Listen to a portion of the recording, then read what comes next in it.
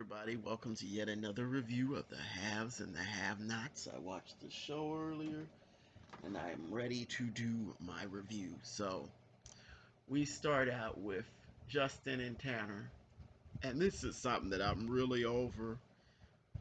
Justin just letting Tanner beat him up and not defending himself. It's ridiculous. I mean, we've seen how thuggish that Justin could be, but at this point, he's not even trying to defend himself, and it's ridiculous. And of course, Tanner is angry about this folder that Veronica showed him, and Justin's like, oh, well, that's a fake file. These guys are addicts. They're just going to say anything. They'll say that it's true and all that. And he's just being so whiny and letting Tanner just run over top of him. And I'm through with it. I'm like, this makes no sense. I mean, Justin is an adult, and Tanner is not a large man, and Justin could take him. But anyway, Justin's not defending himself. And of course, Justin, he's been calling Jeffrey over and over and over again. And Colby is telling Jeffrey, well, maybe you should answer it. You know, he's called you 67 times.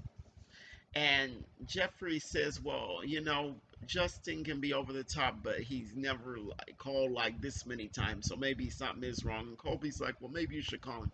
And Jeffrey's all like, no, no. And Jeffrey he still likes this ridiculous game that Justin's playing. That much is obvious. So he finally ends up calling Justin, and Justin, instead of saying what's up, he does say, well, he's gonna kill me. And he's not saying who's gonna kill him or anything, and then he goes into all this mess like he usually does. Like, oh, I love you, I love you. And then he's all like, I'm not gonna make it, I'm not gonna make it, I'm gonna kill myself. I just wanted to call you and tell you, and he being manipulative once again.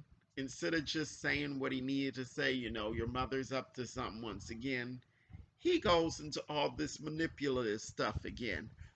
And Jeffrey seemed a little concerned, but he didn't really say it.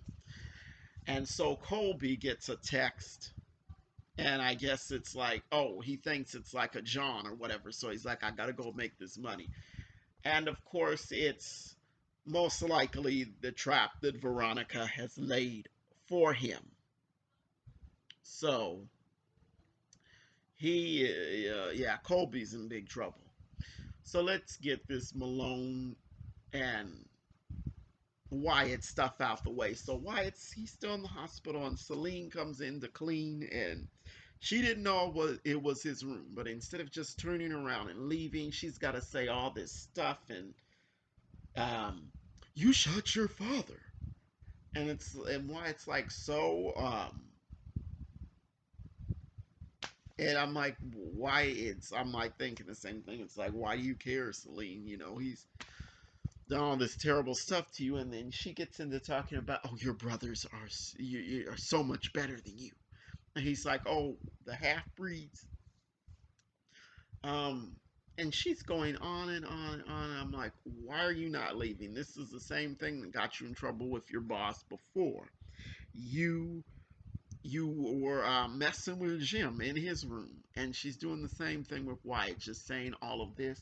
And then later on, the boss wants to talk to her, and she's all scared. Well, I need to talk to my lawyer, Veronica Harrington. So she calls up Veronica, and Veronica does her usual smart mouth act, saying all this stuff, and she says, okay, I'll come over there.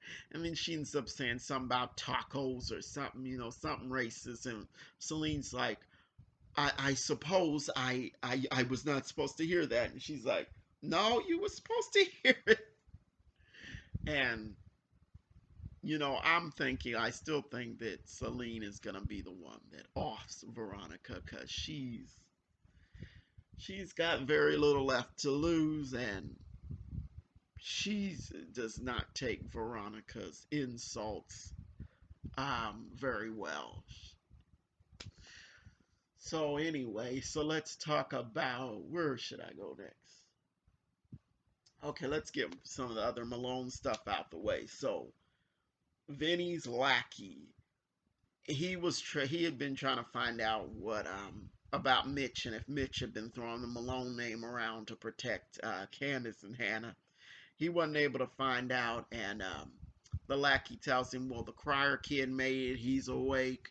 The cop you shot is awake." And Vinny's like, "Well, I'll deal with it. I'll go deal with it." And the lackey's like, "No, you shouldn't do that. Mama Rose never got her hands dirty." And Vinny's just like, he's a know-it-all. "Oh, well, I'm the boss now." And yes, Mama Rose did get her hands dirty when she was younger.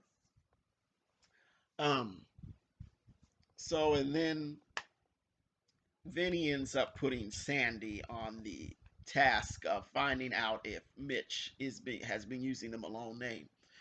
And he's like, "Well, this is the way you can get yourself back in with the family." And he also asks him, "What about your girlfriend? Did you deal with her?" And he's like, "Yes, yes, I did." And as big of a bully and as thuggish and crazy as Sandy was with that that woman, Vinny probably would have been proud of him because the whole Malone family is just a bunch of thugs and crazy. So Vinny would have been proud of that. Um, what else? I didn't take my notes. I should have, but I didn't take them. I just watched the show and decided to hop on and do this. Oh yeah, Landon and Mitch. This was just kind of like a filler scene. There wasn't too much going on there, and I still think Mitch was trying to subtly warn Landon, to back off Candace. But anyway, they just had like a little bit of a scene, and Landon's being his usual thirsty self, and when Mitch shakes his hand, he's like, "Oh, you've got such a masculine large." And Mitch is like, "Okay, you can let it go now." And Mitch just makes it clear, "Ain't nothing gonna happen here. We can be friends. That's it." And Landon's like, "Oh, I didn't give you my number. How are you supposed to get in touch with me?" And he's like, Mitch is like, "Yeah, I'll get it if I need it." And then Landon's still sitting in the bar. I was this close to screwing him, and Mitch heard him, and he's like off camera, like, "Nah, you weren't. No." He's just made it clear, not gonna happen. So, and I'll just get it out of the way with the Malones and say that Vinny goes over there threatening White at the hospital. Of course, the little security guard that was taunting White is on their payroll. All of that. And anyway, Wyatt's mess is tiresome at this point. Um,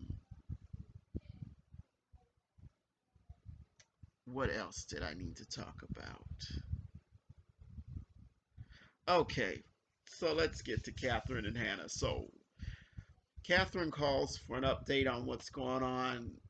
Hannah lets her know, "Well, your accountant was here and he was trying to get me to give Jim $500,000." And Catherine's like, "Well, you didn't sign off on it." And Hannah's like, "Hell no, I didn't do that." And then she tells her about Veronica being in default.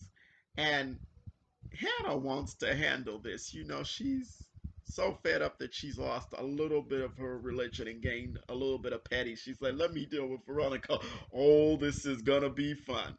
And this is the first time in a long time that Veronica's rehab center has been mentioned. And if you weren't watching this show from the very beginning, you wouldn't even know that Veronica had a rehab center because it hasn't been mentioned in about that long, since around the first season. And she's in default, and Hannah wants to deal with this, and it's gonna be fun to see Hannah deal with this. And so Jim and David are brainstorming, and Jim is trying to come up with another way that to get what he wants from Hannah. He really wants that money, and what he really wants is the power of attorney. So since he can't use the Malones to get rid of Hannah, he's going to have David try to seduce Hannah. And I'm like, okay, so this really isn't gonna work because Hannah's not that kind of woman. And David's like, I don't want you pimping me out. I don't want you being my pimping. Because Jim was all like being real disrespectful. What's the matter? Don't you want her to be your hoe? I'm like, Jim, you're playing too much as usual. You're saying too much. And no matter how ridiculous this is, nonetheless, David agrees to play along with it. So he goes over there to Hannah and he tries to, be diplomatic about it, tries to, soft about, like, oh, well, Jim, he needs some money, he has to live and all of this, blah, blah, blah. And Hannah's like, no, I'm not doing it. It doesn't matter anyway because Catherine does not want Jim to have that money. So Hannah is only going along with Catherine's wishes. So David goes low and he's like, oh, I know you're attracted to me. I know it. Now I'm attracted to you and I would like to get to know you intimately. And Hannah's like, what?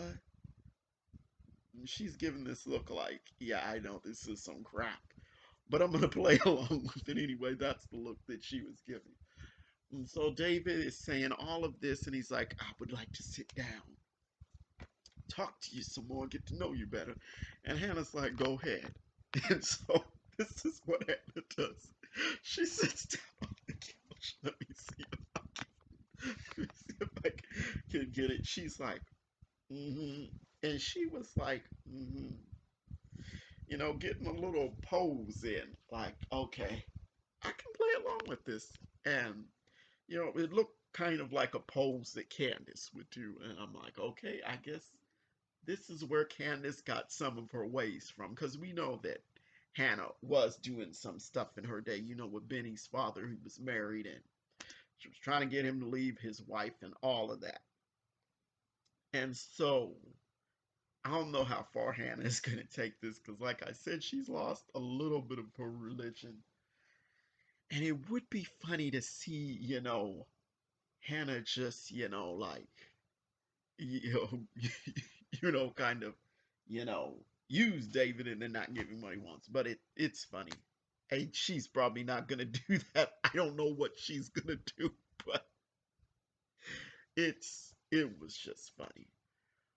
But I think I covered just about everything in the episode. If I missed anything, I'm sorry. Just tell me about it in the comments. And as always, like, comment, and subscribe, and I will see you the next time. Bye.